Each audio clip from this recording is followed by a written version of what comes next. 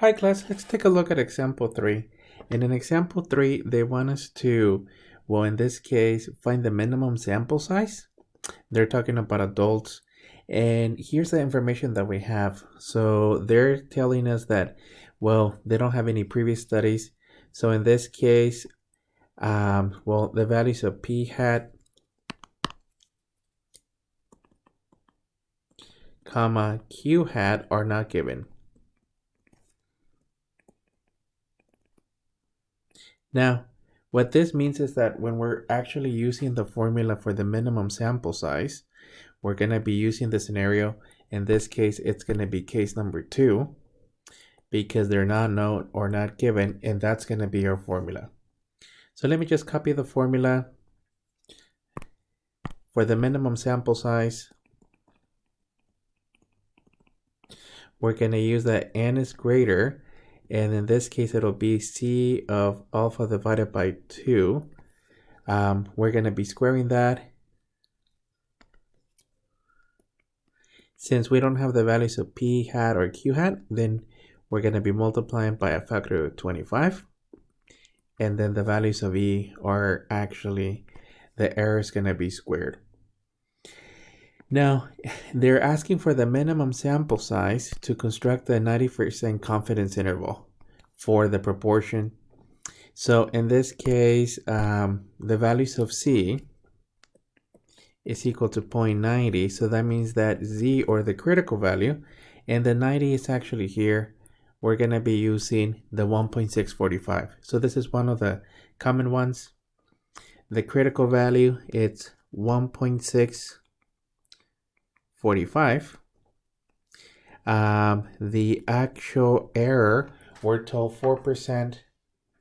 That's actually given on the problem. So 4% or 0.04. So the minimum sample size, in this case, we're going to be using n is greater than 1.645 squared times the 0.25 over the 0.04 squared. Please evaluate that and see if you're matching.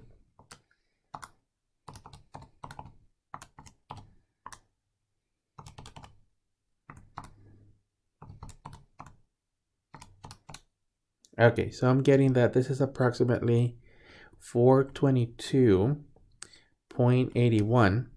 And on all of these problems, you're just going to round up to the next integer. So we're going to say that this is going to be approximately 423. Notice that it's a greater statement. So that's referring to this. So we would say that on this particular problem, we would need at least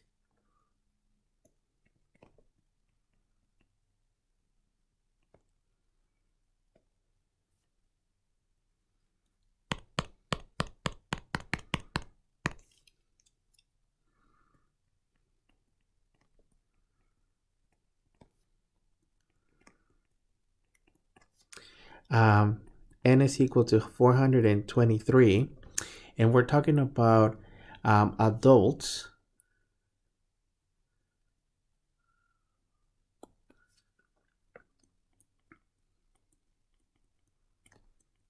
to create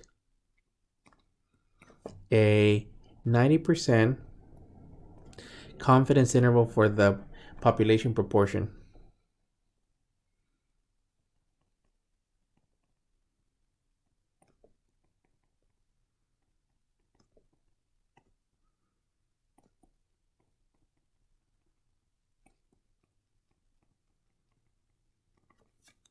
And that's actually it. So all of these problems are going to have an at least stated. So we wouldn't really just say, well, we're okay with 423, even though after the rounding, that's the lower bound. So in this case, at least 423, which means, well, 423 or more adults. And that is to keep the error to about 10%. That's actually it for this one. For the minimum sample sizes, there's basically two cases. If you know the values of, or if they give us p hat or q hat, then we're going to multiply those two. If it's not known, then we're using a 0.25. That's actually it for this one.